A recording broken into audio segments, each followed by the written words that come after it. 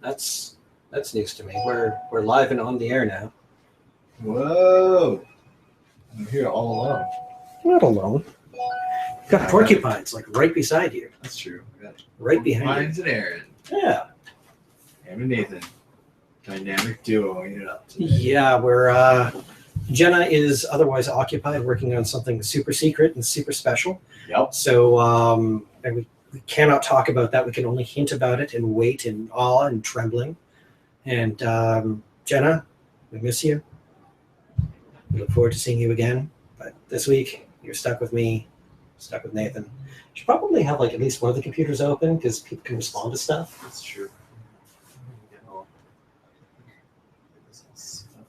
Oh, neat. Robert Gill, one of the artists from Wrath of the Eternal Warrior, just let me know that I did something wrong during my Twitter feed. So I responded to him earlier. So I was talking about Wrath of the Eternal Warrior, which, of course, we will be getting to because it's a Valiant title. We're still crooked. A little bit. Yeah.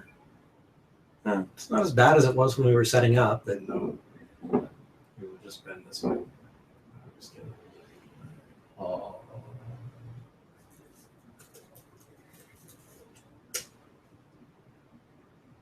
I know. Sent those men in without an actor. And yes, I'll mute. Check. All right. Is it though? Is it? Okay. I think it is. All right. I think we're doing okay. We're good. Yeah. So Comics. yes, we read them. We did. I really did this today. Like, yeah, I read quite a few too. got my chance, got my opportunity. What did you read? Well, this week, being the usual DC freak I am, Yeah. tried to hit up, tried to get as much of that as I could. I got to peruse 2 out of the 3 new titles this week out of Rebirth. Mm-hmm. Supergirl Rebirth. What do you think? It was good. It was really good. Really good. Like really, like did everything that it needed to do. Talk about how awesome it is, and I'll pitch in. Well, I think I'll start off with my one negative. All right. This is not really a fault on it, just the weird continuity, like, that thing that kind of bothered me. So at this point, the New 52 universe has been going for like nearly let's say 10 years now. Yeah. Well, apparently Supergirl, unless I miss something on what happens in Supergirl in her New 52, because I'm not well acquainted with any of her New 52 things. I was. Other than when it crossed over with Superman. You missed nothing. I figured. So apparently in DC Rebirth, she's only been on Earth for a few months. Yep. Just like Simon Baz has apparently only been a Green Lantern for a few weeks. Yep. Well, they're starting at point nothing, right? And the idea is they really want Supergirl to feel, I think, more like the TV show. Yeah, well, I definitely got that feel. So, which is a good idea because the Supergirl TV show is amazing. I haven't get to watch it. Oh, dude. I've heard good It's things. I've heard good things. Really, really good. And frankly, their Superman looks much more like Superman than Man of Steel ever did. Okay. See, Jenna's not here.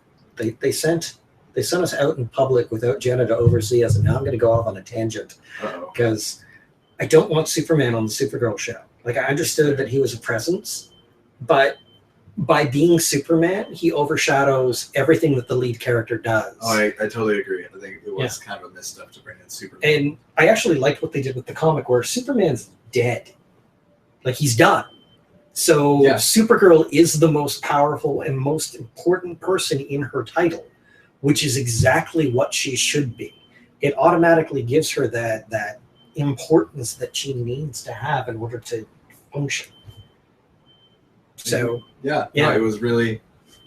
It's just you really sympathized with her right away. Again, other than the artwork was gorgeous. Oh my god, consistent all the way through. Oh my god. The only thing that's gonna up that artwork on this title is the main artist on the main title, who's just amazing looking. On that first cover, I think his name's Brian Ching.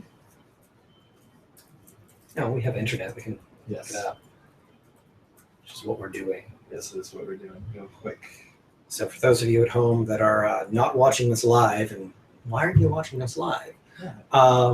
We're checking out who the cover artist is. Just checking, and the interior he does. Yeah. Not the rebirth issue. Just beautiful. It is the main. Just get his name, but you should really go look it up. It is a fantastic cover. Mm-hmm. Yeah, Brian Ching. Yeah. And it's a fantastic book. Yeah, they a great book. This felt like somebody from the Superman family. Yeah, kind of thing, right? Like it was full of hope. It has like some really interesting concepts. So what we get from this is Kara has just come down to Earth. She's been there for like a couple of months, and there's a government agency that's like, okay, you don't really understand how humans work, so we're going to set you up with a human identity and a human family. And that's how you're going to function. You're going to learn how to be human because you already know how to be a god. Oh, you know what? I finally have a justification in my head. Yeah. So she might have been around for a long time, but nobody knew about her until a few months ago. I think that's probably the main thing. Yeah. Probably until like Super Doom happened. I think Supergirl was pretty incognito. Yeah. Well, there's a lot of interesting stuff going on right now with how they're playing the DCU and really how they're playing fast and loose with continuity. A little bit, which I definitely enjoy. I like the idea of a Kryptonian werewolf. Yeah, that was weird. It made me really Somebody happy. was banished from the Phantom Zone, and Kara's just like, "Hey, I'm sorry this happened, but like, well, it's Kara's dad that did it. Yeah, and they're all dead, but everybody's dead now. Like except Kara's dad. Yes, It's just the big reveal at the end.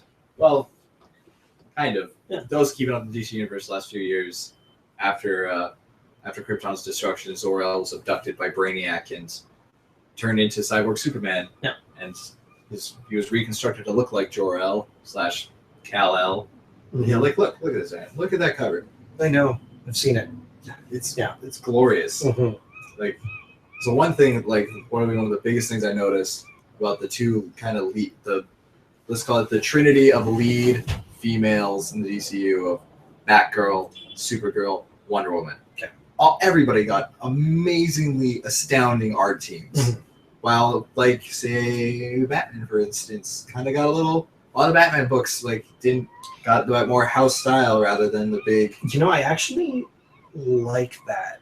DC. Oh, no, I'm not knocking it at all. Like, good job, DC, for, like, really throwing some solid weight into these titles. Like, because I think they understand more than Marvel than, like, I think they've the need for a female audience to really have your female characters. It's fun because for years they've been going, women don't read comics, girls don't read comics.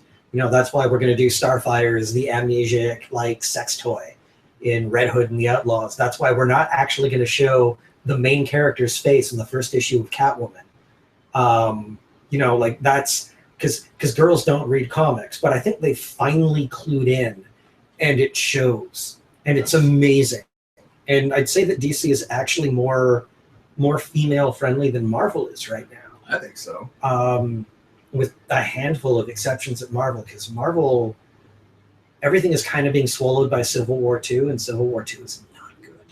Yeah. Well, we have our full thoughts. Our thoughts on everything going on with the Marvel Universe right now is not particularly positive. There are, again, like some exceptions, and like the Vision. Vision's fantastic. Yeah, Doctor And Strange. I'll be talking about Thor a little bit later on in this podcast. Yeah. Thor is unbelievably good. But I mean, Jason Aaron kills it. He really does. Have you read Southern Bastards? I have. I've read the first 2 volumes. So good. Great. So good. Very great series. He's just a great writer in general. And Steve Orlando's the writer of this, and he's gotten quite a lot of acclaim lately after his run on Midnighter, which he's like one of the leading writers. Thinking it's okay. Like leading writers that represent the LGBTQ community right now, and like this Midnighter, that was his big acclaim thing, and like DC's definitely grooming him to like be like a big name. Be a big name. They've been throwing him lots. Like he even wrote Supergirl's the TV show tie-in comic with the first arc, didn't you? I think so. Angle. Yeah. And they're just like, "Hey, you did a good job. Let's just give him carte blanche."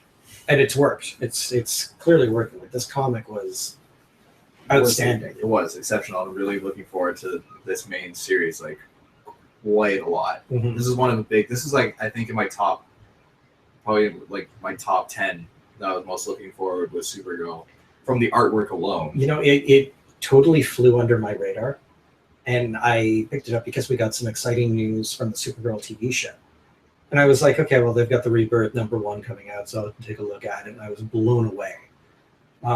Like, just really, really impressed by how good it was. Yeah, it was a solid job all around. Not quite as a solid job. Yeah. Segueing is another new #1 this week, Mm-hmm. Suicide Squad. Didn't even bother. You know, I gave it a read. Didn't even bother. It's pretty much everything the Rebirth issue did. They just did it again. They just set up the team. Yeah. But actually had the whole team rather than Rick Flag, we need you on the #1 going, Rick Flag, I need you. This is going, hey, we're actually getting the whole team going on our mission now. See, I just imagine the way you describe that makes me think of Amanda Waller as a Pokemon trainer. Yeah. And she's like, Rick Flag, I choose you. Yeah, it pretty much was like a Pokemon setup. She like sits down and she's like, all right, Katana, pull up everybody I want. And they just literally, it's like a giant robot arm comes and picks their cells out of the wall. Like, oh my god, like Pokeballs. Yeah, like you're going to your PC and be like, I need to change up my team. Yeah. On one hand, I kind of like that. And also, there was Harley Quinn in a spaceship playing Pokemon Go.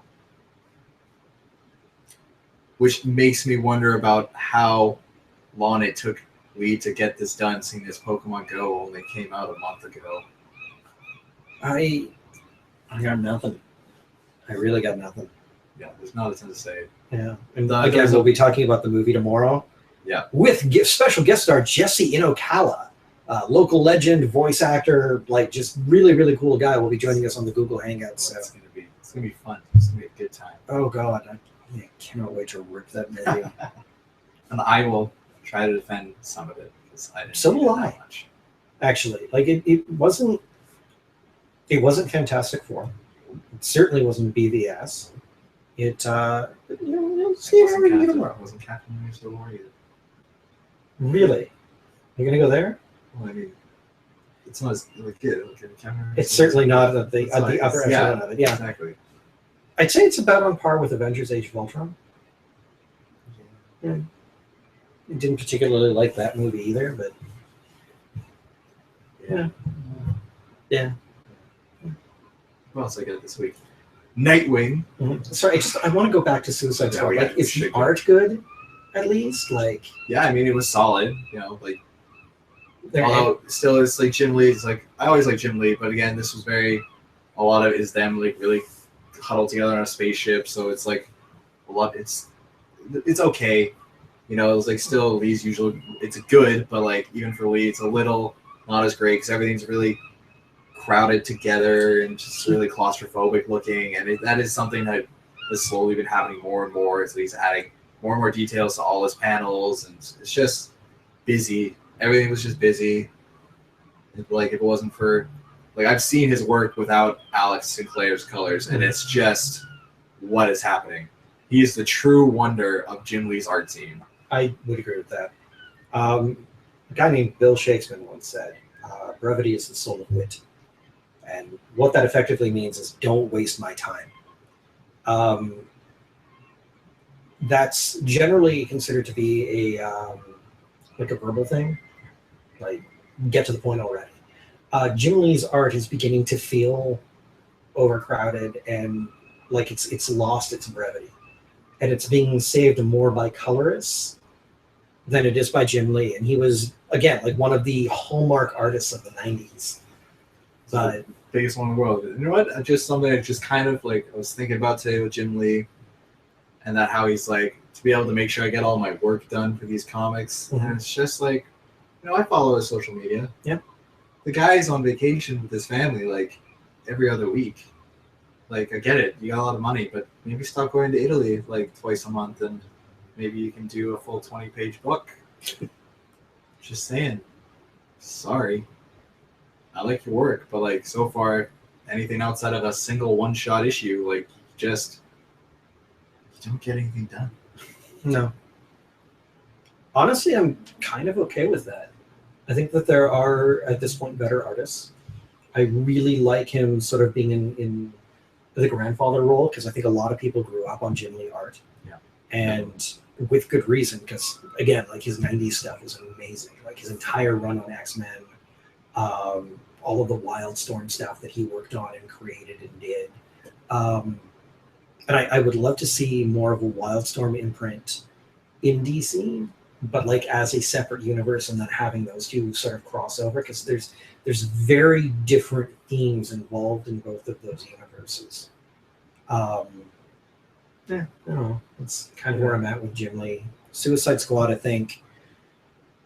Suicide Squad walks a very weird line as far as comics go, because it's one of those stories where, you know, you people are going to die. That's the entire point. But you need... Maybe not your main cast. Yeah, maybe not your main cast, but you introduce people and you get fans to get involved in them so we care, because that's where the stakes lies, that everything is a suicide mission. So there's a good chance that anyone can die at any time. Which is really the real shame of where Suicide Squad has been since New 52, is that other than Harley Quinn, nobody has any reason to care about like really any of these characters. Like Deadshot, like you have to like be a fan of these characters from the past to like care about them. Deadshot gets like an 8-page highlight at the back of the book, which was very good. It was drawn by Jason Fabok, who again is like Deadshot is superstars. Deadshot is pretty much the main character of Suicide Squad at this point. It always kind of has been. Yeah. He's the one guy that you're relatively certain is not going to die. And Harley Quinn. Yeah. Harley when she's in it, but sometimes she is, sometimes she isn't. Yeah, but and she actually works better when she's not. But I'm going to get to that as well because I really like Harley Quinn #2.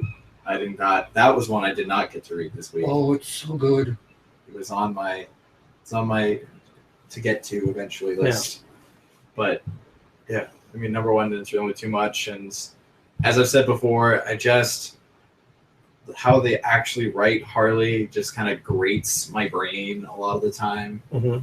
Not that it's like I don't think it's bad, but it's just like it's not.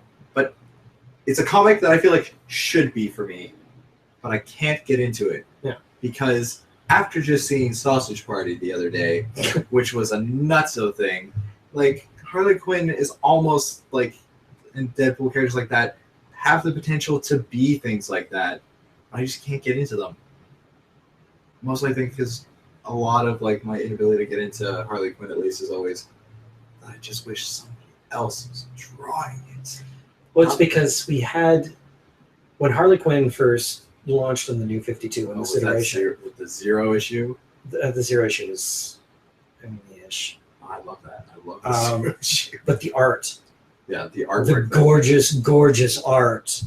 And the gorgeous art that sort of ran through. And the new guy, the new people that they have doing it, I'm sorry, I'm blanking on their names. No, it's still the same people, Chad Hardin and...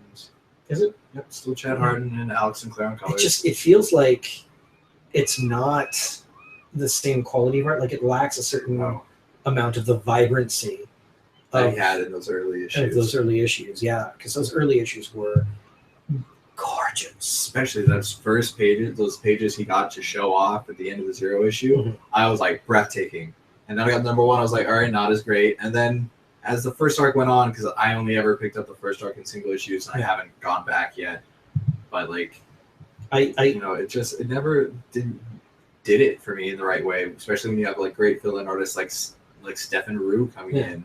And like, why isn't he just on the main thing? I actually went back and read Harley Quinn #1, like Rebirth #1, and I get it now. Like that second reading actually helped quite a lot because it does actually go into her origin. Mm-hmm. It goes into like her relationship with the Joker, where it was and where it is now. It goes into like her recovery. It goes into her relationship with Ivy, her setting up her gang of Harleys. Like I think I lost those things near the end. You kind of like what was everything talking about? Well, yeah, but the other thing that they did, which I really enjoyed, like how the zombie apocalypse that they're dealing with happens. Yeah, that was flat out hilarious. That was really one of the funniest things. Well, that actually comes from Fantastic Four. Really? Yeah. One of the early Fantastic Four books, the Skrulls came down, and shape-changing aliens, invasion of the body snatchers. So Reed hypnotized them and made them think they were cows. So it's a play on that, and that's what's caused it. Is this alien basically took the appearance of a cow because he didn't know any better and got led into a slaughterhouse and got butchered and has been fed to people in hot dog mystery meat. Gotta love mystery meat. And second issue, it turns out that none of the zombies can actually get beyond a certain point, so they're all connected. So I think the alien is trying to pull itself back together. Probably. Yeah. It's fun. It's goofy and ridiculous and just fun. Harley is one of those comics where the more you know about pop culture, the funnier it becomes. Yeah. And that's really the strength of it. That's fair. Well, I'll give number 2. We'll read it at a later date. I do want to go back and give like everything that Connor and Palmiotti have done with Harley so far, like a nice, good reread through to get really that whole picture. Because it is probably still one of like fairly well respected like comic runs the last few years. So yeah. Probably it's honestly, I think one of the things that just on terms of like tone really helped to build the New 52. Like I would lay the groundwork on Harley Quinn, Batgirl of Burnside, and Gotham Academy as being like the 3 books that really sort of set the tone for what Rebirth has become. And Grayson in some sense. Grayson, yeah. Grayson, people kind of forget that Harley Quinn and Grayson, but Grayson was kind of the start of that paradigm shift that they did. Yeah. He was the first hero to have a totally radical shift in direction, and then Batgirl follows suit. Like Harley Quinn, did start the year before, but like that was just like it's a Harley Quinn book. It's old Deadpool, but now it's Harley Quinn. There was some of that, but there was also like her getting her job. Yeah. At the old folks' home. I did read that. That was funny. Yeah, it was good, but just like nitpicky. Like it's overall, it's fine comics, but it's just like nitpicky things that like I would want different for me to love it. Yeah. But otherwise, like it's totally a fun comic. Not my favorite, but I will tell you what's my favorite. What is your favorite? Nightwing. Didn't actually read that yet. I've just been loving Nightwing ever since it started. Ever since the Rebirth issue, the 3 issues in, almost the end of the story arc, and it's just good. Yeah. Just really solid. Like characterization is written by Tim Seeley still, so it's a lot of themes from Grayson is carried over. But now instead of being a super spy, being double agent for Batman, now he's a double agent in the Parliament of Owls for himself because he wants to bring them down because his legacy, his family legacy is connected to them, and the talents. The talents. He was meant to be a talent. He's meant to be the talent. The talent, the modern one that he didn't get to be because Bruce snatched him up after his parents died, and also like his great grandfather was considered the greatest talent of them all. So yeah, it's a lot of serious stuff for him. But in this issue, he has him and his new partner Raptor, who is trying to show Dick that there's other ways to go about being a superhero. Yeah, this is the same one over here. Feel free to look. He's got a not bad look. Yeah. Yeah. This is a guy who's, he's very, very morally gray and keeps telling, Nightwing that like everything Batman taught you was wrong. There's so many different ways to go about it. It's not all, it's just very much, the arc is called Better Than Batman.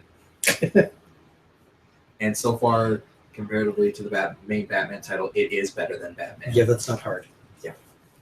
But no, it's pretty much Barbara joins in on this on an adventure here, and they go in.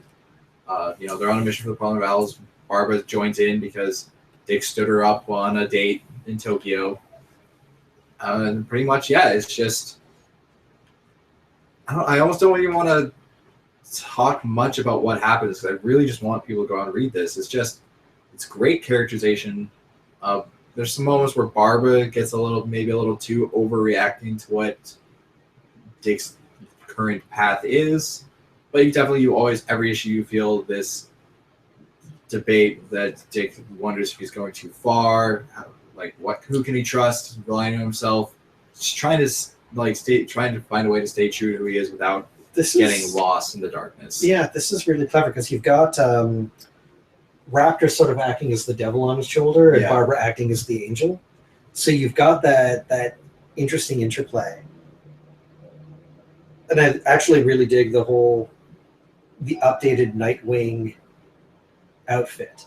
Yeah. I've always been a big fan of sort of the modern black and subtle blue Nightwing thing. Of course, I love the Batgirl of Burnside costume. Great. They both have great costume designs. And Raptor has he's a very interesting character. He's a lot of fun. Yeah. Because he's very much like so much in that anti-hero line where he doesn't, he goes by his own code. He's not he's not a straight up villain, but he's so people describe Batman as like the villain who hunts other villains. Yeah, but this guy's very much the villain who hunts other villains. Yep. Yeah, he's like a master thief. He has a weapon that he's got a Deus Ex Machina weapon that can do whatever he wants. And he's just the guy's got a lot of secrets, and I think he's he already is playing a very big role in the series, and I think he's going to continue to play a very big role in the series, during this whole chapter of Nightwing's story, because this is really Nightwing trying to build himself on his own outside of Batman in the best way possible, because he has Batman's blessing to do so in kind of Batman-y ways, he's like, don't stop asking for help. This is your mission. Do it. You've been, what can I teach you? I taught you everything. You've been me. You have been Batman. You've done it all. So it's just about really Dick Grayson going out and trying to do the right thing. Yeah. And it's just so good, and the artwork's fantastic, and there's so much intrigue because the character Raptor, you never know where he's coming from, and anything, the real star of the book is Raptor in that way, that he's so I find him very intriguing of where he comes from, what he's going to do next, and what he's up to, and, and just watching how Dick responds to that. And, it's just it's really tops the list of my New 52 book. 52 Rebirth. Well, it was also one of my favorite New 52 books. It was one of the few good New 52 books. Yeah, so and then editorial kept screwing it around, but it was still they did everything. Yeah, except unless your name was Scott Snyder. The New 52 left you alone otherwise. Yeah, they thank God. Yeah. Well, even Batgirl, I think was fantastic. It was just really dark. I never read the early. Really dark. Heard a lot of grimdark from that. And I think Gail Simone heard, "Oh, you want grimdark? Let me show you grimdark," and just seriously, it's traumatizingly dark. It feels like the Saska sisters decided to do a Batgirl story. I'd love to see the Saska sisters tackle somebody in the Batman world or Batman. Yeah, just a nice detective story. I feel like they could do that. They really good. What else did you pick up? I'll probably give a quick rundown because I have one that I feel like we both really need to talk about. Which one? We gotta talk about Batman. Really? Do we have to? I think we just gotta let people know. I picked up Superman, which is still one of the best books of Rebirth so far. Mm-hmm. Picked up Green Arrow, which finished off its first arc. That which it started off strong, and then when Juan Ferreira came in, the story kind of dipped a bit, and definitely this felt like there's another chapter that needed to be there for this story that wasn't there. So, although solid story, it was a great run, great start to the character. I'm really looking forward to where it all goes next. It's kind of hitting me how hard both Superman stories are literally pretty much telling the same stories, that Superman's trying to defend his family against a 90s Superman villain. Yeah. They're the same. This one handles it a little more introspectively with the character versus Action Comics, which is all yes, I died once, I died. You remember? I'm the writer who killed Superman. Yeah, I died. I'm fighting the guy who killed me, but it's not like we just did a Doomsday story last year, the New 52 Superman, and it was kind of better than the original Death of Superman because it just was. Yeah. the original Death of Superman story is basically a 6-issue fight scene, and it's not particularly good. No. It did well because they killed Superman. It wasn't even the first time that Superman had been killed. It was just the size of it was unique, and it was the 90s, where we were like, we don't believe in heroes anymore. So you got to kill the hero. Yeah, we have to break at the bat. Yeah. Right, Justice League. Didn't read it. How was it? It's not bad. It's got, again, it's still a summer kind of action movie flair. Mm-hmm. Definitely by the end of this issue, where you always wonder what's the stakes that really requires the Justice League. And I remember Brian Hitch saying this is something big that only the Justice League can take care of. Yeah. And I believe it. Yeah. These ancient beings that are instilled within humanity have woken up, and they're literally putting them together to make giant titans. They're talking about lost power and all that, and they're fighting off things coming from the earth, and they've sent Superman to the center of the earth to try and take care of it because only Superman can do it. And Wonder Woman and Aquaman both have these mysteries going on with them because they're kind of the more mystical characters in the league. And then Batman's kind of Batman and Cyborg and Flash going what the is going on, man? And yeah, it was just it's fine. Tony Daniels art is great. This isn't an amazing comic. It's very hard. Fantastic artwork. It's not, it's definitely not. It's not bad at all. But it's not. It's very summer actiony movie, so it's not really no big exploration of the characters in any way. Just showing a team that can function, and it's really trying to fight a threat that I don't think they're totally equipped to handle well.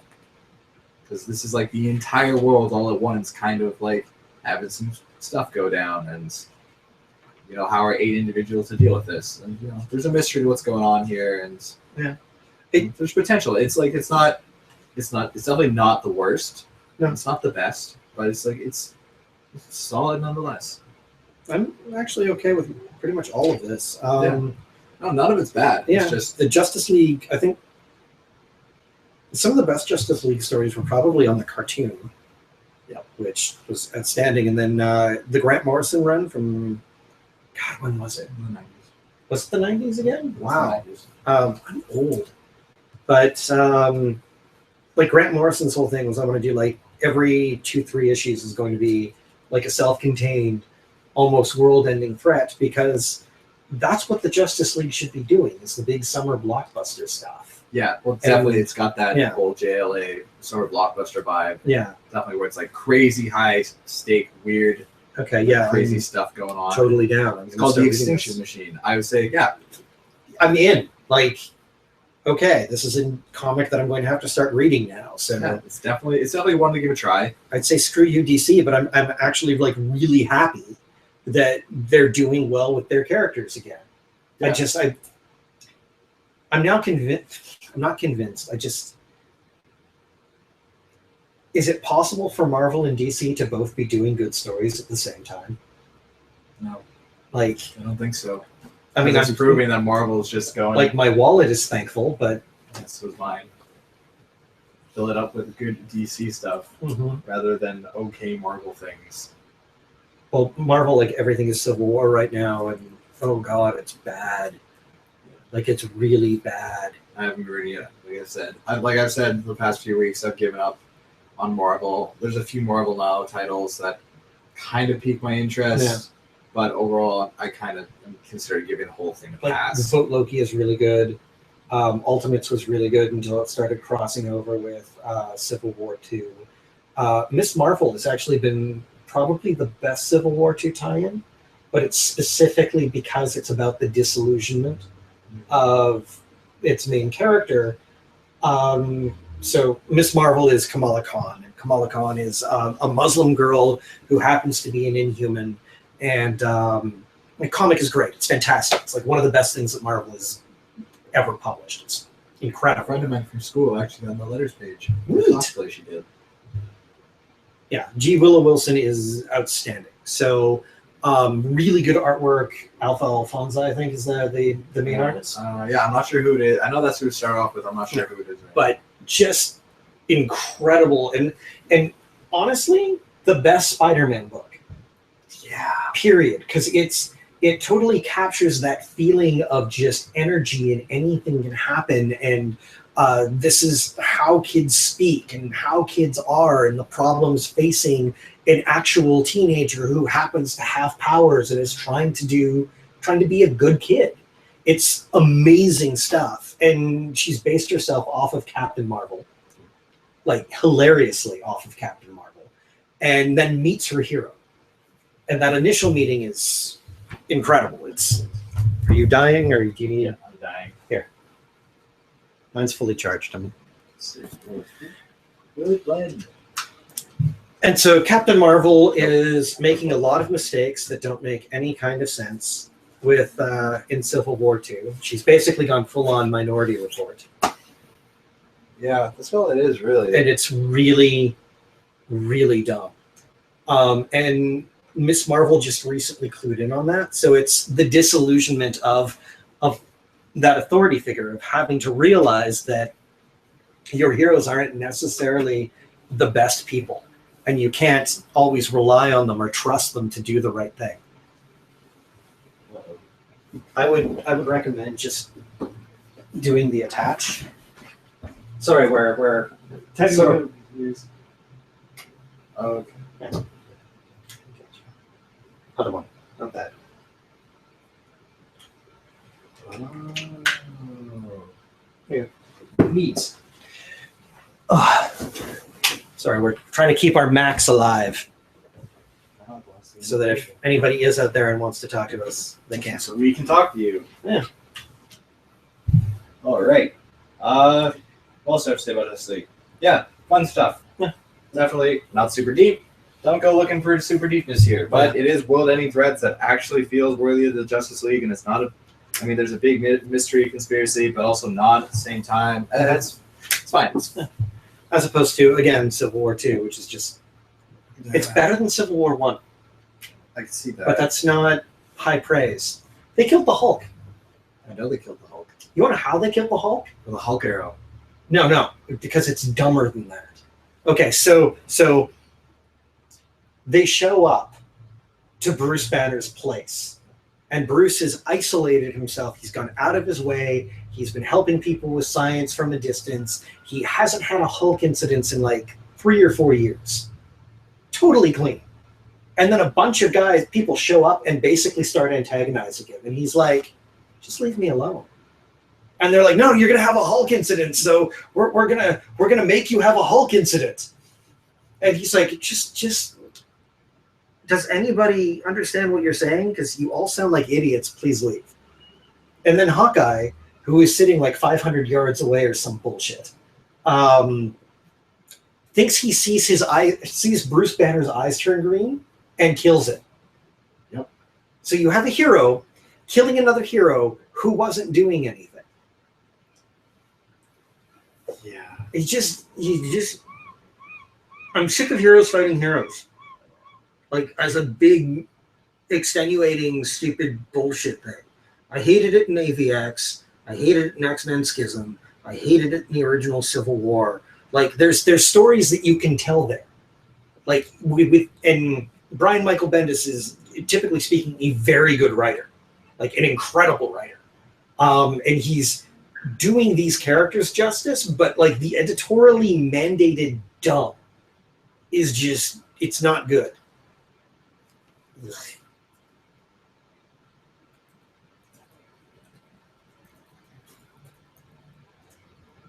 Yeah, they killed the Hulk, and they had Clint Barton do it, and then they put Clint Barton on trial for killing the Hulk. Yep. Well, there's always, and they've sentenced him to like prison forever. Did they? Yeah, they're throwing Hawkeye in prison, and they're using this as justification to set up the Superhero Registration Act 2. Well, he's gonna get out. Spoilers, but not spoilers, because he's starring in a new, in an Avengers title. So obviously he'll be out of prison by the end of the story. I'm so done with this idiocy.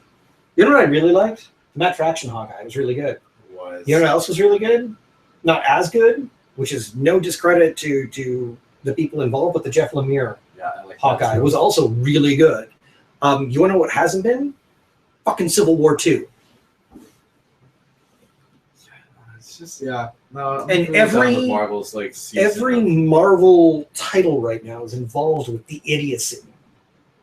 And if it's not with that, then it's going beyond it, like Amazing Spider-Man, which is already getting ready for their own thing. Mm-hmm. Never mind, they created a whole separate title so they could do Civil War and not get derailed. Yep. So I guess that's a smarter way of going about it. No, they're also delaying like the finale of Civil War. Because they had an extra issue. Well, it's not just that they had an extra issue. It's something was going on with Brian Michael Bendis, like something good. I don't remember the specifics right now. I think he had like another kid or something. Oh no, that was David, the artist, David Marquez. Yeah. He just had a baby, so and for him, and he makes amazing artwork. Yeah. So it's been delayed because he's been having to balance that, which is like credit fine. where credit is due. Like that's totally cool, man. And congratulations. Like first off, like your art is good and it's worth waiting for. That's the reason why he was like top of the Young Guns. Yeah, but the story is not good. It's not okay. It's just not great. But Marvel's kind of been going at that for a while now, where they're season of things going, and it's just so done with their dumb, epic, dumb crossover bullshit. And at least like build towards it, not just like throw it out there like out of nowhere. Like DC, like they have their big announcement of where they're going, the Watchmen thing. Yeah. You know what they're not doing? They're they're rushing right into it. They're not just presenting and going, "Here's how we're gonna feel that." It's like, nope. It's the next 2 interesting years because is they're going doing- towards that. It's like the exact opposite of what they're doing with their cinematic universes. Like Marvel took the time to build it up and then presented the Avengers, whereas DC is like, no, we got to get to Justice League right now. And Marvel is like, Civil War 2 is going to be great. And DC is like, Watchmen, we're building to it. Jeff Johns, man, that's the key ingredient. Yeah, Jeff Johns knows how to just run a universe. Mm-hmm. I'm so sorry. They just had the me flailing thing. Flailing on this. I look like a Muppet. Yep.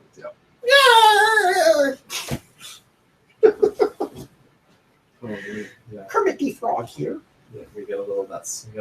So they're allowed. That's Civil War 2. Yeah. And you know what's another comic that still makes me kind of mad? Batman. You know, I tried. Yeah, I really tried. And then I was just like, I almost liked this issue. Really? Almost. And then, like, as I read further, like, those first 5 pages, which honestly, probably one of the funniest things I've seen in a Batman comic in a long time, is with Alfred talking to himself. It's like, yeah, no, don't worry. I'll totally take care of Bruce and everything that happens to you. Like, it'll be fine. Like, well, we have, no, nothing's going to happen to you, but, like, if you did, I'm sure it would just be so easy. And while Alfred's saying this to himself, Bruce is telling him, hey, I need you to go confront Gotham. I'll be there in a minute. And so he's driving a Batmobile at like 100 miles an hour, and he's like, takes on the cowl, plops it on. He's like in full Batman gear, and he just gets out. He's like, I'm Batman. I was like, what? It's like, I'm the Knight. He's like, I'm the Dark. The Dark Knight. The first thing he says, I love the Dark Knight returns. I'm Batman. And then he's like, I'm here. And he's like, oh, thank God. And he runs away. It was just hilarious. That was a great moment. But you don't need to buy the comic at all to see that, because it's the preview pages for the issue. And yeah, and it just gets into like it has some good moments, like Batman calls in the Justice League and we figure out how Gotham's powers work, which really would have been nice if we got that before the finale. Well, World's Greatest Detective, right? Yep. So you have that happen in like issue 3. Yeah. You introduce Gotham in issue 1. You set up your conflict in issue 2. You have Batman start detecting and figuring out what this guy is in issue 3, and you build on that in issue 4.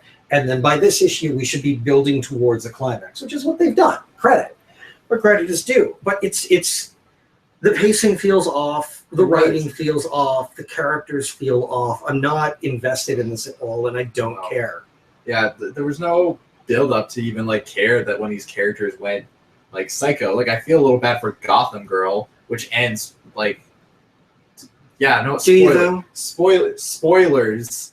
She kills her brother because Batman's just like, we need to. It's like, oh, his powers work, but the fact that he just keeps getting stronger, that they use their life force to fuel their superpowers, and then so it ends with a 2-panel fight in the rubble between Gotham Girl and Gotham, which ends with her killing him. Again, and do you really feel bad for her? No, because then some nonsense narration that sounds like either her and Bruce are gonna get married, which is gross, or her and Duke are gonna get married. It's just some weird prediction, and once again, it's just like, yes, the rise of Gotham Girl and the death of Batman. You know what? I'm sorry, Tom King. We just did a dead Batman story, and a much better one. Yeah, that was built to and had consequences. And I get that this is just the first chapter that you're building to it, but like, come on, don't announce it. Like, God, I don't care. I don't care. You know, like it's weird because Batman was like one of the big shining things that you could look to in the New 52 and be like, okay, well, they didn't touch that, and that's okay. Yeah, it's still really good. I get and now in Rebirth, you look at Batman and you're like, okay, that's the one that I'm probably going to drop. Yeah. No, I'm like, so I get it that he has a trilogy and they're all going to connect, and obviously Gotham, apparently, and Gotham Girl is going to, like, I think it's going to be a big centerpiece of this, but like, I'm just so exhausted. There was no substance to this. It just rushed into everything. It was poorly paced, and like, honestly, if this had been monthly and not twice a month, it probably would have been even worse, because after all these, I would have been like, I waited a full month for this. Like, God. And also even like the best part of the art team, Jordi Belair, even she like wasn't on point this issue. Sometimes you can't shine a turd. And I hate to say it, but she missed. She screwed with people's costumes. Yeah. Like Simon Baz. I was like, his costume on. You called it. Sometimes you just like the story is so bad that you just don't care. Yeah. And it's sad. But sometimes you just you're going through the motions. And that's what the comic feels like. You've got some relatively talented people on a book where nobody cares about the book. And that's a problem because it's fucking Batman. Again, Tom King, you said you're going to make this personal right away, but I'm not getting your message yet.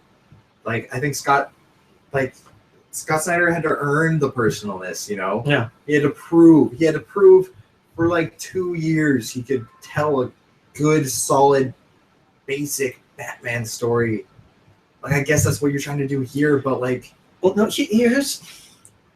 I've had this conversation I've had this conversation a couple of times with different people, specifically fanfic writers, and all comics, particularly the big two, are fanfic. Yeah. Eventually, right? Like, unless you're the one who created the character, it's all fanfic. Which, okay, cool. There's nothing wrong with that. Fanfic is awesome. The thing about fanfic is that we already know who these characters are. We're already invested. So if you're not good enough to keep the investure that we already have, you are doing something wrong.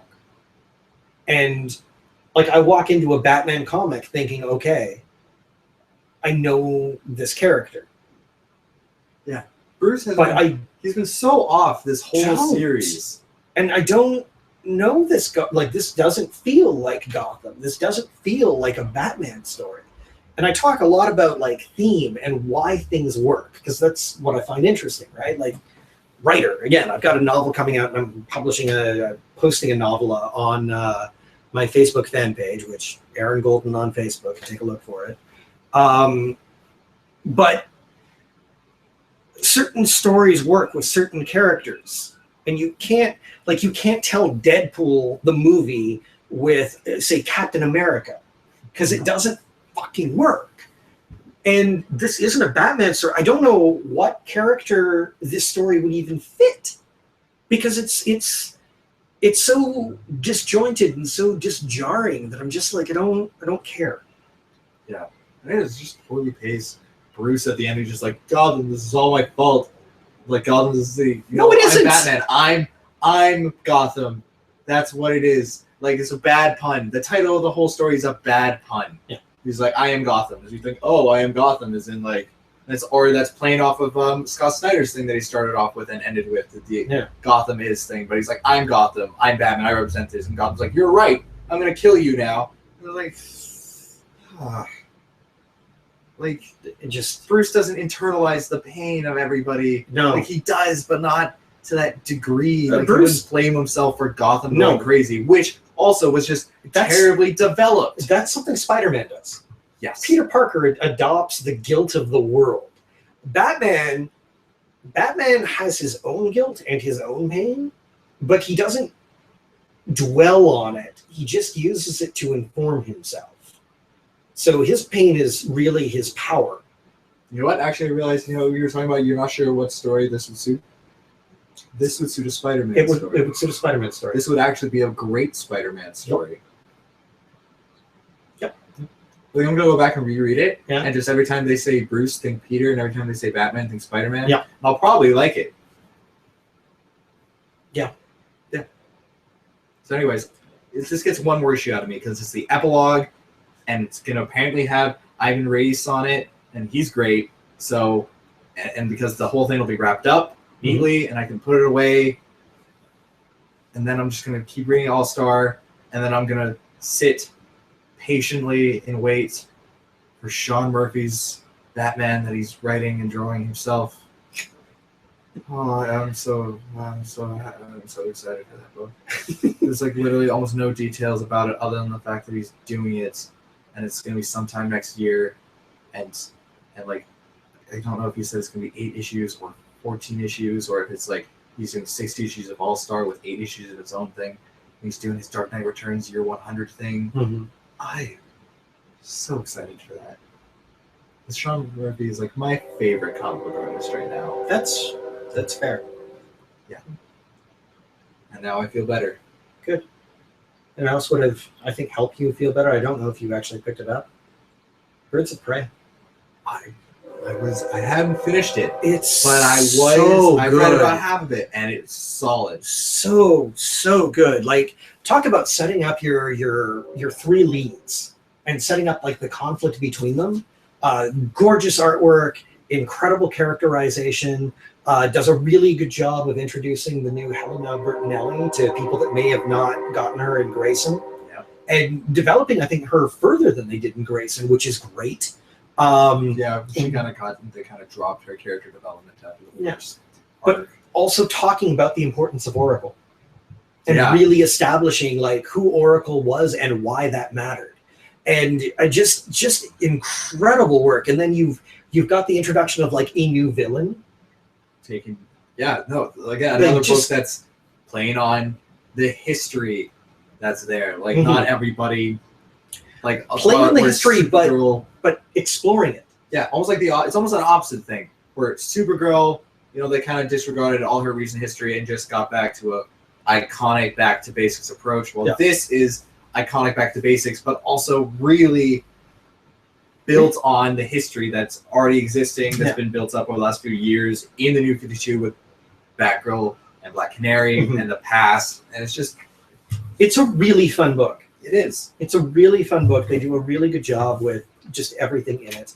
It's really pretty. It's awesome. It was really solid. If you haven't gotten the chance to like finish reading it, like I would recommend doing so. Probably once we're off camera, I'll probably end up finishing it. Yeah. It was really solid start. It was good. And then I also picked up Klaus, number 7. How was it?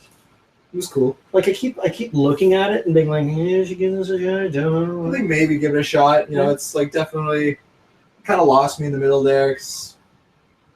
Speaking of just on its own, it's a fine finale. It was super cool. It has some trippy, extra-dimensional Morrison-y speak in there. I'm like, all right. Just Morrison. Fine. Yeah, there's some Morrison stuff. And Dan Mora's artwork is like phenomenal. Dan Mora. Yeah. Say no more. Can DC like reel him in for a title? I'd like that. That would be nice. Can he be on Batman? Yeah.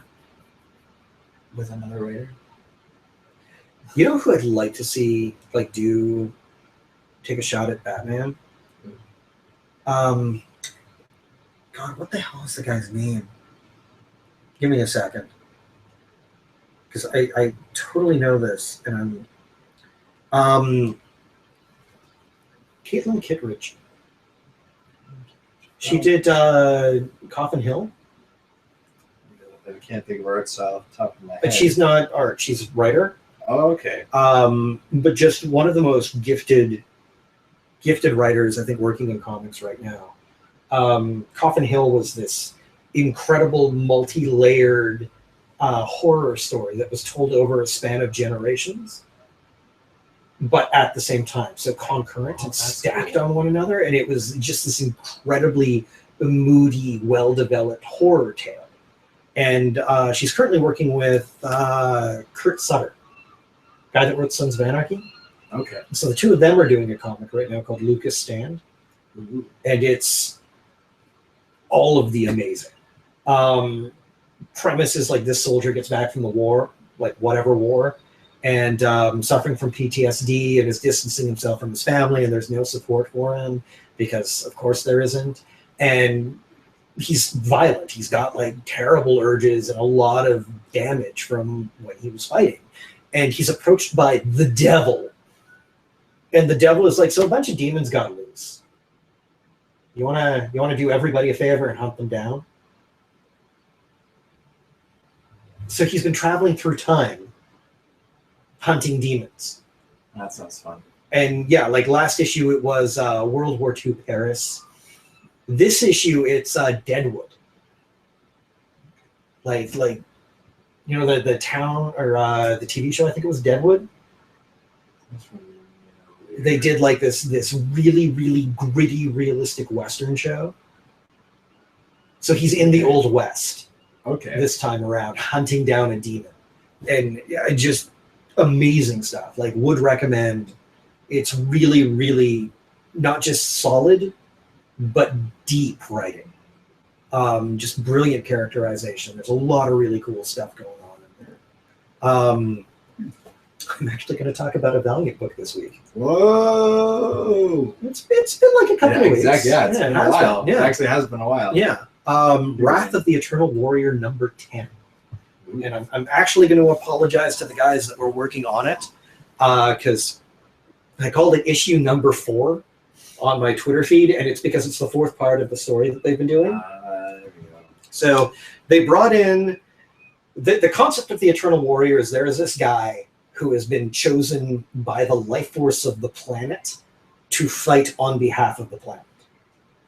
So you can kill him, but he does not die. Okay. Death does not take. Every time you kill him, he just comes back. Same body. It will just reconstitute itself. He has been fighting now for like 10,000 years. He's incredibly skilled as a warrior. Doesn't really bother with distance weapons too much because they can't really hurt him. So he just gets up close and personal and murders people. He's a tactical genius. Obviously, like well-schooled in history. And he's been a huge part of a lot of other Valiant books. And they've tried a couple of times to sort of like kickstart like an Eternal Warrior solo book with very little success. And the reason why is because nobody really knew what to do with him. And then they gave him to Robert Venditti. And Robert Venditti is the guy that does Exo Manowar. And I mean, if you haven't read Exo Manowar, read the fuck out of Exo Manowar because it is the Aaron loves best of all comics. So one of the things that Robert did immediately was he set up a thing where the Eternal Warrior dies and he doesn't come back. And everybody is just mystified. Like all of his allies, all the people that have known him forever are just like, what? What do you mean he's not coming back? They're like poking at the body. And they're like, okay, well, we'll take the body somewhere because he's going to come back, right? And you get the impact like right away that this one character has had on everybody because now they're all kind of panicky. And you find out that he's being screwed with by a guy named the Dying One that you had no idea existed. But Robert, over the course of like these past 10 issues, has built up to this character and the reveal. And the reveal is that every time this guy dies, his soul gets moved into another body at random somewhere in the world. Interesting. So that's why he is the Dying One. And instead of, and he wants to keep a single body. He would like that very much. And he's been around just as long as the Eternal Warrior, if not longer. But he can't keep a body. His soul just moves. And it's a problem for him. And over time, he's built up like wealth and power and all the rest of it. And he's been everywhere and done everything. So in his way, he's just as skilled as the Eternal Warrior is. And he's been trying to experiment with him to figure out how the Eternal Warrior resurrects in the same body time after time.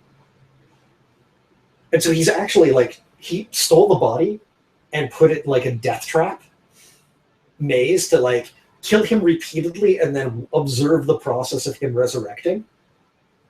And the Eternal Warrior just finally lost his shit and killed his way through the maze and got into the thing. And we didn't realize exactly what the depth of this guy was up until this issue where we get the full reveal and the full scope of his power. And it's terrifying and dizzying and so well written. So you get like this immediate conflict between these two characters who are very similar, but just different enough that they cannot stand one another. So you get like this relationships, really interesting philosophical dichotomy. And more interesting, the Eternal Warrior has had kids over the centuries, none of whom have inherited the immortality. So the dying one found out about the kids and actually has kidnapped a couple of them over the centuries and raised them, hoping that, you know, he'd be able to figure out the process or they would inherit. And none of them did. So he's just been very disappointed over the years, but he brings this up. And the Eternal Warrior, one of the things that happens when he dies is he gets to go visit his family, the one that he lost. And he's had this estranged relationship with that particular son in the afterlife. And now we know why. So he actually, once he escapes the labyrinth and blows up the mountain, because he is the eternal goddamn warrior, and that's how he rolls. He goes to Exo Manowar, and the two of them knew each other back when Exo was a proper Viking fighting Rome. So the two of them are really good friends. And Exo was like, wait, he's back? He's alive? And Exo goes and is like very excited to embrace his friend. And the Eternal Warrior kind of looks at him and goes, I need you to do me a favor. I need you to kill me. And that's how the issue ends. Wow. Yeah. Wrath of the Eternal Warrior number 10. Like, beautiful artwork. Really, really interesting writing and story and characterization. Just a beautiful, beautiful book. And with Exo kind of wrapping up and coming to an end, because Vendetti, again, like as a storyteller, has like a beginning and a middle and end of the tale that he wants to tell. I'm really hoping that Valiant gives this the run and makes this the new Exo. Yeah. Or just gives Robert the opportunity to run with it and see where it goes. Because this is by far the best thing going at Valiant right now. Aside from Exo, which is still... We'll put a pin on that to come back and check out. Yep. What else? Anything else that's cool this week? Mighty Thor. So I'm gonna rage about how... I already raged about how much I hate Civil War. But this isn't to say that all Marvel comics are bad. They're not. I disagree with some of the stories that they've decided to tell, and Civil War is sadly infecting everything at Marvel right now. So you can't escape it unless you don't exist within that continuity. So Spider-Gwen, for example, gets away with not being a part of it. Moon Girl gets away with not being a part of it. Moon Girl and Devil Dinosaur is great. But the Mighty Thor has been awesome. Jason Aaron's basically been doing for Thor what Snyder did for Batman. Yeah. Way back when. So he's building this big epic tale that's actually like worthy of the Eddas, which is phenomenal. The Eddas being the holy epics of the Old Norse that actually like were the bardic songs of the Old Norse gods. And this feels it. Mm-hmm. And it's even retroactively making the weakest link of what Jason Aaron has done with that better. What's the weakest link? The weakest link was when they started the League of Worlds, where they had like one character from each of the 9 realms teaming up with Thor to sort of like solve problems. Where it's like, okay, what? But part of it has been Malekith, the Dark Elf sovereign, gets out, and League of Nations representative of the Dark Elves actually sacrifices herself for him. Oh, jeez. And then he's gone out and done all sorts of terrible things because there's a reason why that dude was imprisoned. And the Light Elves have had to deal with the subterfuge of the Dark Elves. And the Dark Elves are really living up to their name. But the thing that a lot of people forget is that elves aren't good. Traditionally speaking, the old elven legends, like you call them the fair folk or the gentle folk, because you hope the gentry, because you didn't want to say elves, because that might attract their attention and they might come for you, and you did not want to be visited by them. So in this case, we get a light elf torturing a dark elf for information, and it's horrifying. The other thing that's been going on is Malekith has teamed up with Roxxon Industries. And Roxxon Industries, we've sort of gotten the idea of the 1% in the Marvel Universe. And Roxxon is definitely part of that. And Roxxon has literally been messing with God and everybody else. And so it's that corporate greed taken to an interdimensional level. So that same sort of corporate stupidity that sees short-term profit at the expense of long-term viability, like the ability for things to live, and taking it to all of the 9 realms. So he's mining and strip mining and causing all sorts of pollution everywhere for the profits of his company. It's awesome. It's like breathtakingly good. And he recently made a move on the other 1%ers in the Marvel Universe. And they tried to take him down. And he dictated a thing. Roxxon's headquarters is like a flying city. So his thing is, oh yeah, if I get kidnapped or taken, it's been programmed to fly over New York and drop. And it's about the size of the meteorite that caused the worldwide extinction of the dinosaurs. Oh, God. So he's going to drop that on Manhattan unless he gets released. Wow.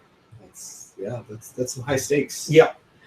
You've also got S.H.I.E.L.D's only environmental agent running around trying to like stop Roxxon from poisoning the planet. And so she's teaming up with Thor, Jane Foster Thor. And it's beautifully written and beautifully done. And then the rest of S.H.I.E.L.D., because S.H.I.E.L.D's payroll comes from the 1%, they're trying to arrest Jane. They're trying to arrest Thor. Okay. For reasons. It's standard, typical. Yeah. Government agency must answer to government. Yeah. But it's Dodderman's artwork in it. I love Oh my Ross God. Dodderman. Okay, so yeah. He's been like the absolute star. Even when he did a couple issues on Nightwing, I was just jaw dropping. Yeah, the colors in this, Richard Gill, and color in Matt. Wilson? Matt Wilson. I love Matt Wilson. I wish. It's Matt Wilson. It's just incredibly lush. There's like a couple of segments in here where Jane as Thor is really hammering the lightning. Do you see what I did there? Yep. Okay. I feel bad, but I don't. And it's just gorgeous, like the sense of scale that we get in this. So this has been consistently the best comic that Marvel has been putting out for, I'd say, the past 3 or 4 years. At least the prettiest. I would still go with best, just as far as like the writing quality. Like since Godbomb. Godbomb was a fan. Godbomb or God Butcher. Since then, Thor has been the best comic that Marvel has put out on a monthly basis. That's a way back in the first Marvel now. Yeah. And I lay it all on the feet of Jason Aaron's writing and the art team that they have allowed to go with him. They have done some truly great artists. It's been phenomenal. Like I cannot recommend Mighty Thor enough. So yeah, that was my big two this week. And again, like Birds of Prey. Birds of Prey was fantastic. Supergirl was fantastic. Beautiful. DC is just overall killing it. Yeah. Like I've read everything but Hellblazer. I realized that's like the one book, and I'm gonna go read that later actually. Because we're gonna be talking about it tomorrow. Because we're gonna do the whole. We're gonna talk about it all. Yeah. And then we're gonna talk Suicide Squad. Yep. It's gonna be great. And I'm also, because somebody asked us on last week's live stream, where to start with Batman, and got that in the works right now, so that should be out hopefully next week. It's been a busy week, so I haven't had a chance to actually sit down and get it going, but hopefully by next week I'll have that uploaded and ready to go, and you'll have my opinion on the best Batman stories to start with. Not the best of all time, but what, if somebody who wants to get into Batman comics, this is the things you should read. Yeah, that's fair.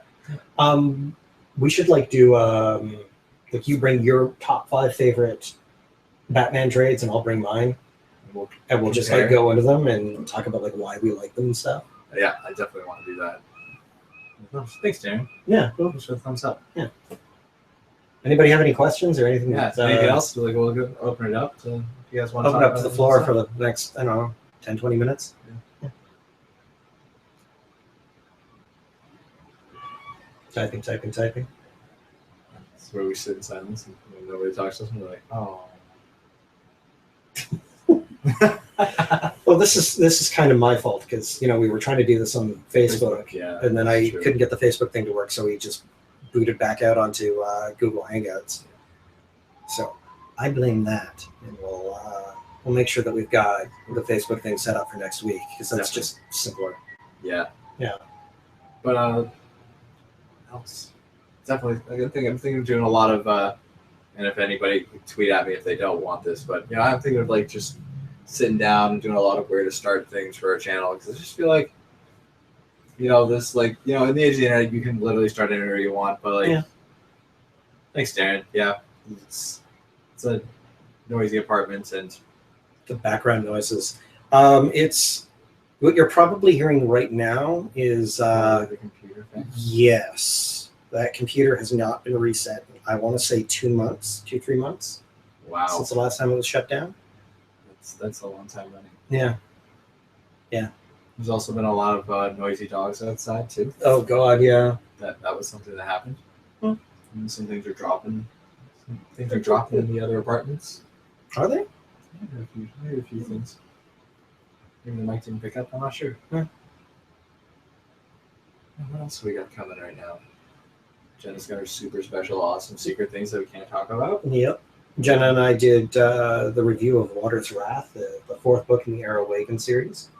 So that'll be a thing that's going to happen soon. I think it's on Saturday that goes up. And then I'm thinking of I want to talk with her about this, but maybe doing a bi-weekly book thing. Because there's a lot of books that I end up reading and I'd love to talk about. Because I really like reading. I was presenting to you guys are doing a general new trade thing to exist outside of Nerdcouver. Not outside Nerdcouver, but outside the weekly comic review. Yeah. That we will have like content up. Definitely thinking of another where to start with Superman thing. Like really anything where to start. Like even Image Comics, sci-fi books. Yeah. If you got any ideas of where to start, let us know. Or if any character that you'd like to know where to start. Yeah, anything. Any genre. I'm happy. We read a lot of comics. We'll be happy to present them to you. Really do. Again, like you. Ooh, Darren Walsh has got a question. Name a series that ended that you were really sad that it did. I'm behind my reading. Okay. God, where to start with that? All right. Here's a weird one. Ooh. Just a really, really weird one that, this is actually worth hunting down just because it's so weird. Archie Comics did a Bayou Billy comic that ran for 5 issues And I loved this goddamn series. So the concept is you've got a bounty hunter working in New Orleans, and there's like some subtle voodoo overtones or undertones. It was based on the game, but the game was not good.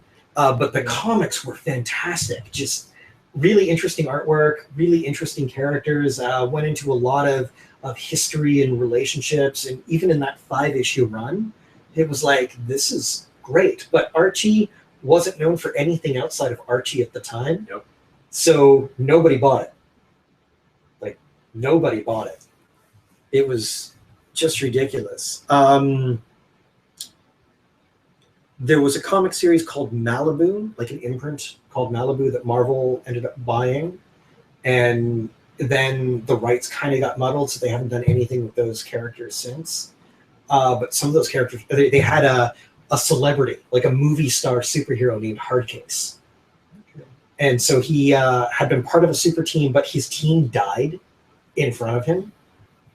And one of them sacrificed himself to kill like the big giant monster thing. And so he dealt with that PTSD badly and just became an action hero. And it was about him getting back into the superhero game. And then a corporation actually created a superhero of their own. So the Choice Corporation had a choice. And they had completely mind wiped her and were trying to mind control her as like a celebrity endorsement kind of thing. And so she started coming into her own through her communications with Hardcase. Awesome stuff. Particularly for the time. Like this was early to mid 90s. Yeah, they basically set up this really, really cool universe, and then Marvel bought it and then jobbed the entire thing out to Adam Warlock. Huh. Yeah, it was dumb. Well, it was a sad ending. One thing I was really happy that it ended, or before it really even got started. I love my superhero comics. That's my main bread and butter of comics stuff. Pretty much almost the entirety of New 52 Nightwing, but especially the Chicago era, where he's like Second City, where he's left Gotham after death of the family. It's just like his whole life has been destroyed there. So he like uproots and he goes hunting for Tony Zuko in Chicago, and he takes care of that, and he decides to stay in Chicago, or that's his main thing, is to hunt down Tony Zuko and take care of that. And so he comes to Chicago, and Chicago's like really was the first thing to really add some lore to the DC universe outside of the main cities, was that Chicago hates mass superheroes. Huh. Yeah, it was just like it was very different, very like some of the ideas. I talked to Kyle Higgins at ECC in 2014. Not last year, 2015. And he told me a lot of what he didn't get to do there was exploding Cowl, his like superhero union thing. But yeah, there was just Nightwing had to deal with the prankster. Brett Booth was on it, and it was just fantastic artwork, because Brett Booth's art team is just kills it on the slender, fast-moving characters. He has real kinetic energy to his artwork. And it was just, and then he left, and then it kind of derailed from there. But it was like great artwork, great like premise of Nightwing being in a city that just hates him, and it just seems like he can do no right. And it was Dick Grayson at his lowest point, and that really got all sidetracked by Forever Evil happening and Nightwing being revealed and killed and going off to become Grayson, which was great. Grayson was fantastic, but I really feel like we missed out on a great run of Nightwing really getting the chance to become his own thing in Chicago with a great art team, with somebody who's really passionate about the character, which, like in some ways, like we got it with Grayson. So again, I'm not knocking Grayson at all, but there's a run there that I feel like would have been just a great run that could have competed. I think probably could have competed with Scott Snyder's Batman, but DC's editorial things always just snipped the Nightwing in the bud whenever he really got going. That's my one thing that I like fell off it at the end, because I was just done. I was just done. Like, it wasn't going anywhere. Batwoman. I never actually read Batwoman. Oh my god, it's so good. Yeah, great. It's so good. And Batman before. And the entire so Greg Rucka and J.H. Williams III like invented the character, the modern incarnation of the character, Kate Kane, and I've ranted at length already about how much I love that iteration of the character and how happy I am to see her in Detective Comics. Because after DC screwed Greg Rucka and he left, and after DC pissed off J.H. Williams III and he left, the comic took a nosedive in terms of quality. Like we were doing with Living With Magazine, we were doing like a weekly top 5 comics where we would do the review and then be like, these are the top 5 comics, like you cannot miss these. And inevitably, Batwoman, every time it came out, was like, you need this. And then suddenly it was just gone. Yeah. And we actually published like a eulogy for Batwoman, just based on like the stupidity of it. And the guy who took over for it, like, I'm gonna knock the artist. I'm not gonna name him because I don't remember who it was. I do, but yeah. Yeah. I'm gonna tell you something. Knocking him too much. Yeah. Because it's not his fault. Like you can't follow J.H. Williams III with like anybody else. Yeah. That dude is incredible. And Hayden Blackman is like, again, they had just had such a good team on that book. But the writing also fell apart badly to the point where Batwoman was a victim of mind control and rape. And I remember there being a lot of like backtracking and you didn't mean to imply that, but it's like, this is a character who is on a level with Bruce.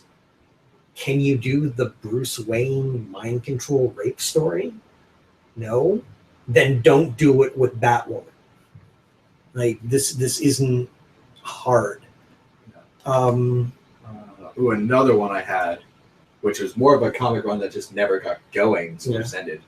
It's again another mid-52, still early, I guess, by the 50s. Down issue 19 is when it started, right after Grant Morrison's run on Action Comics. Mm-hmm. Is Andy Diggle and Tony Daniel were set off to, really bring Action Comics into the now continuity. Oh God, yeah. Launching forward, and it was a fantastic debut issue, and like there was a promise that there was some ancient sun-eating vampire alien that was going to come into conflict with Superman, and it just promised something of like some weird time, like more like time travel stuff or dimension stuff. Like there's just these interviews, and he sounded like such a bizarre, like great sci-fi story. Yeah. And then DC pissed off Andy Diggle and he left before his first issue even hit stands. So there was one issue written by him, and the first arc had to be finished off writing by Tony Daniel. And as much as I love his artwork, Tony Daniel is not a strong writer. Like really, it was the first time where it was going to be a book that was really going to try to establish, even more so the Dr. Veritas character being a strong Superman. Like I just realized something incredibly petty. So they pissed off Andy Diggle and he left, right? Yep. So you've got Arrow, right? Do you watch Arrow? Arrow was really good for the first 2 seasons. The third kind of meandered, and the fourth was not good at all. But John Diggle. Oh, yeah. Really interesting character. Well, what's his brother's name? The treacherous Andy Diggle. Wow, DC. Wow. That's a funny one. Yeah. I feel like that's unintentional, though. I don't know. Don't know. But yeah, it's a funny coincidence if it is. It is a funny coincidence. It's right up there with Martha. Why are you saying that name? Why did you say that name?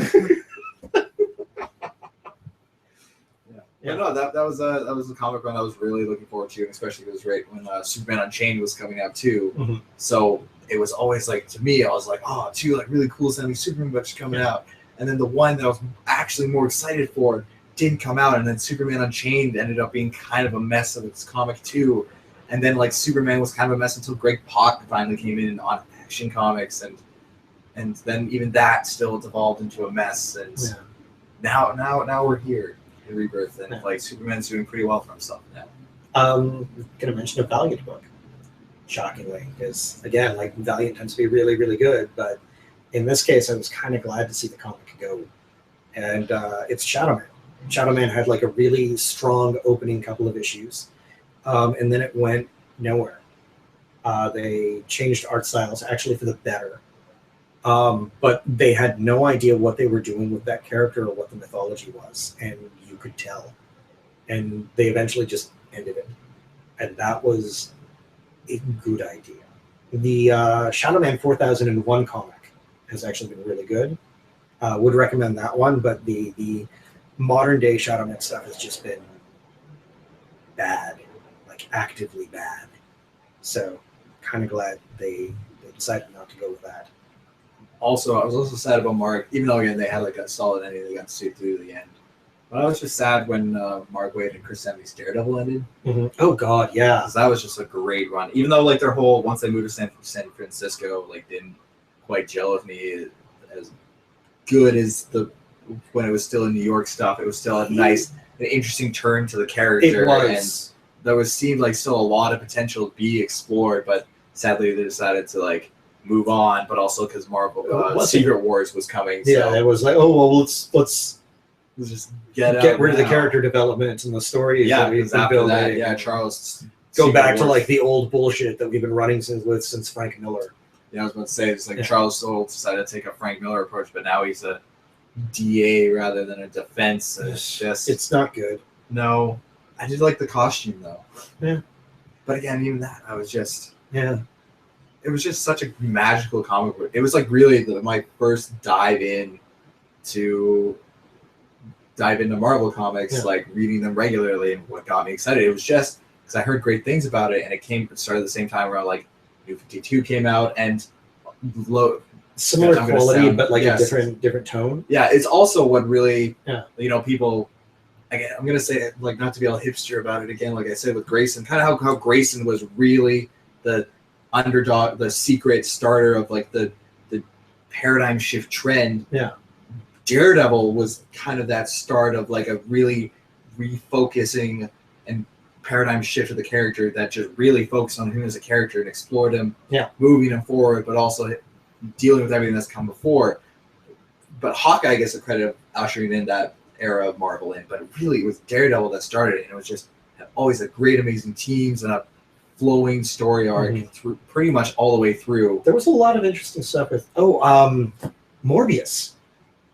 Morbius, the living vampire. They gave him his own series in Marvel Now. Oh, yeah. Like I never 3-4 years ago, where he escapes from the raft, and sort of like ends up accidentally taking over like gangland territory. And they really built up like this really interesting mythology and this really interesting take on the character and how he interacts with the world, and then did nothing with it. Like just abandoned it completely. That was frustrating because I really like Morbius. I really like that character. Goddamn Ghost Rider, 90s Ghost Rider. 90s Ghost Rider. Yep. Had a really interesting build, and then about issue 50 went off the rails, became completely insane, and never looked back. Like just wasn't good. Here I'm gonna Google search like the 90s Ghost Rider makeover they gave him, and you will howl with stupid laughter. There's also another of those missed DC storylines that they never actually got to do that was dropped in editorial for other things, which I debate was probably not better. Yeah. Remember that god-awful Krypton Return story? Sadly. Well, before that, like even like got twisted into what it was, apparently, because in the Zero issue with Scott Lobdell, because Scott Lobdell's Superman and Ken Rocafort together, like they had this Zero issue, and people were like really excited for it. And it started off and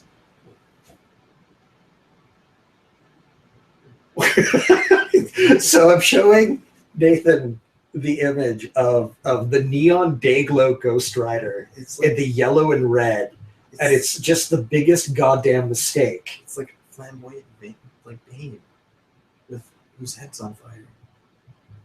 Why? There was no good reason. Yeah. But Scott Lobdell actually seemed like have a promising superhero man story that he wanted to tell, which would have been him and Brett Booth. Yeah. Because Brett Booth always seems to be a part, pretty much of Brett Booth and Tony Daniel, the kings of our storylines didn't go anywhere because we shifted books. people. It was gonna be Superman was on Krypton in the black suit. Like it's really like he somehow ends up back in the past, I guess, through some of the other stories, and he spends time on Krypton. And he like hangs out with his mom, and he's in the stuff. He's doing That's cool. Superman stuff. Yeah, I should find the Brett Booth artwork that he did. That he finally showed off, and it was going to be Clark on Krypton, kind of like being like Superman on Krypton and doing stuff like that in Krypton's past, and I think trying to prevent it and really getting him a sense of his Kryptonian side, and it seemed really interesting. And Brett Booth is always like a good artist, so it looked like it would have been good times. Yeah.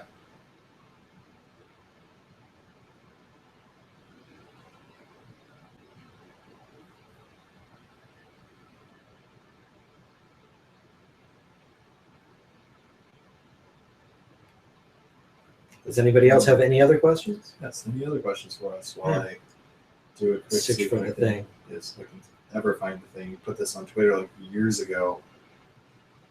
Jenna's going to be happy she missed this one. We went like an hour and a half so far. Well, that's a good thing about both of us. We don't have things to do. Oh, I do.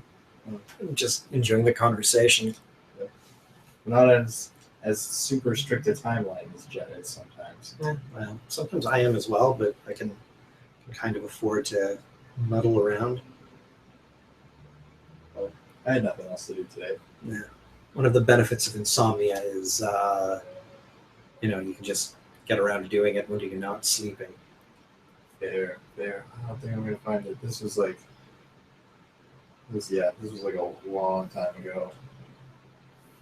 I'm gonna call up the '90s Ghost Rider image again and show it to the camera, because the people listening to this on the podcast will not be able to see it. But like, look up '90s Ghost Rider, and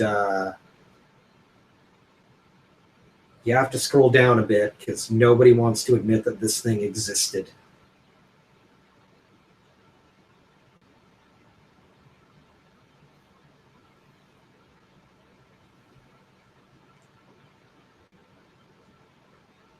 God, those early Ghost Rider issues were so good, and then they just weren't. Another Superman run that I'm mad ended too quickly. Yeah. Jeff Johns back on New 52 Superman. That's fair. That was there's another. Oh, it's even worse. Yeah. Okay, so showing it off to the camera. Just look at that. Just stare at it and take it all in. Is the dumbest part of it the bright yellow, or is it the terrible crimson red? Is it the fact that he's still wearing like the leather motorcycle jacket, that he's just undone it so that he can better show off his ghostly abs? Like, what went wrong here? And the answer is the '90s. Oh, don't forget the cod piece. I think the cod piece is just resorting to scrolling back through Brett Booth's Twitter. Yeah. Wow.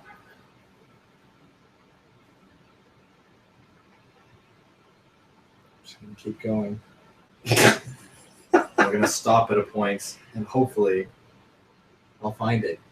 Will you? Maybe.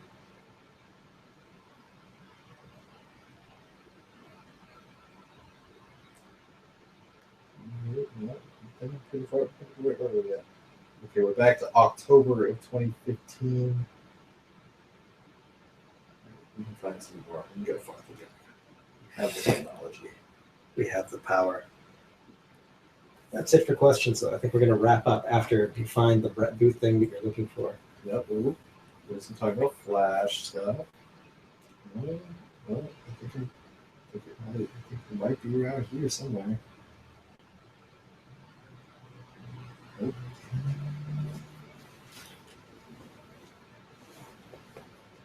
So, Aaron, do we have any other cool, exciting stuff that we think might be happening soon?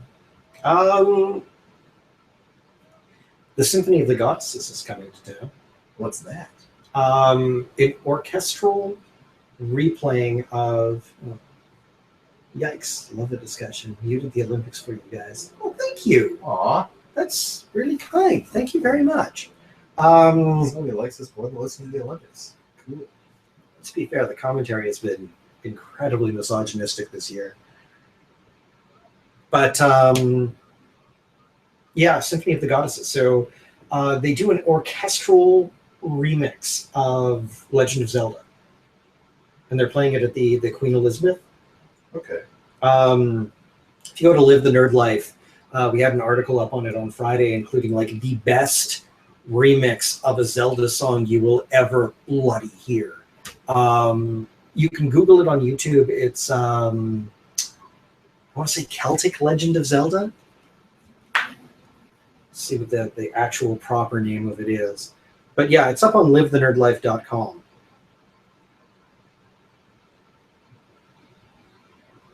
And it's breathtaking. I think I might actually just play it. Can do that, can't I? Probably not. We'll probably like get a DNC notice by somebody that has absolutely no business doing it. But yeah, they're coming to town September, I want to say the 22nd or the 27th. Cool. And yeah, I've got tickets and I cannot wait. I'm probably going to abandon my search. It's okay.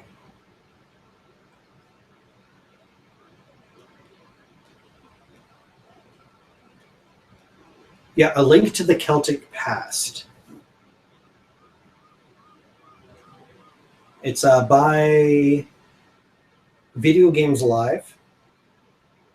And, oh God, their composer, whose name I'm blanking on right now, but she's also incredible.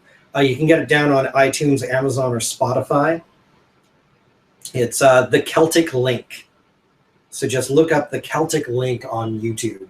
And it's you gotta hear it. If you like Legend of Zelda, if you like that music, like you need to hear this track. It's breathtaking. Yeah, I'm giving up. I'm sorry, everybody, but it looked cool. Mm-hmm. I believe in you. I have faith. Crazy amounts of faith. Well, I think that probably wraps us up for this week. Yeah. I feel comfortable with it. I think we did a pretty good job recovering. Yeah. Covering Things, everything. Next week, I believe Jenna is back. Yep. So should be. Yeah. We'll be back to talking over comics. Will be probably the last couple of live streams I'll be able to make for a while. Really? Once I start, if we can keep it to Wednesday evenings, I can probably do it. I can do Wednesday evenings. I'll check with Jenna. So once I'm back in school, yeah, you'll probably be able to see a lot more of them, a little less of me. But I'll throw it in, throw some things in there. Yeah, as long as the hecklers are willing to keep their shows to 9 o'clock or 9:30, like I'm totally able to keep it on Wednesdays because they're doing Dungeons and Dragons. It looks like, and yeah, like that. I don't know if you've seen that movie. It is god awful. God awful, and I cannot wait to see how they mangle it. Well, yeah. On that note, yeah, we'll be back tomorrow at 9 a.m. Yes. We're gonna live this. We're gonna live it. We're gonna live. We are totally gonna live it, and then we're going to have Jesse in Ocala to talk about Suicide Squad at. I'm gonna double check that time before announcing it, because I don't know that feels like a good plan. Sounds like a good plan. Google Hangouts is best. Looks like 11. All right. So sometime between 10:30 and 11, we're gonna start talking Suicide Squad. So we're probably looking probably about 9:30 for Rebirth. Okay, that's good. Yep. Put that out there. We'll be covering Rebirth. Yeah, we're covering Rebirth. Just talk everything about it. Really, just how it came about. Yeah. What it is and how great it's been for DC. Yeah. We'll talk about behind the scenes stuff, our critical response, the critical responses to it, the financial responses to it. Also, I think I would love for us to just kind of throw out bottom 5, top 5. Okay. No, I'd begin. I have a fairly good idea of what my top and bottom are. Yeah. Oh, same. All right. Cool. Well, thanks for watching, guys. And we'll see you tomorrow. See you tomorrow. Let us know down in the comments. What'd you pick up this week? What'd you think? Is there anything we're missing? Anything we missed? Do you hate the Batman title as much as we do? That's my big question. Also, yeah, any other things you want us, anything you want to talk about, any future videos you want us to do, you can tweet at us at Nerdcouver, at Nate Mays, at Last Swan, 2 N's. At Nova Vanderwolf. At Nova Vanderwolf for Jenna. Like us on Facebook. Subscribe to us here if you like what we're doing. And go to Big Pete's Comics because we're typically hanging out there. Yep. The very least, like Jenna works there, and I'm in there like way the hell too much. I'm in there a fair amount too. Yep. When I have the time, if I got spare time, usually there. I'm on a plane to DC tomorrow. You're going to DC tomorrow? The comics? The comics? My immediate thought was the comics. Mine is too. Yeah. But because we're like that. Yeah. We're Nerdcouver. Mm-hmm. But we're assuming probably Washington, D.C., like District of Dakota. And if so, have fun, Darren. Fly safe. Yeah, fly safe. Yeah. And with that, we'll see you later. Have fun. Good reading, good hunting, and good night. Keep loving comics, guys. Good night, Nerdcouver. Good night. Just really kind of like Welcome to Night Vale. Yeah. It's a great podcast.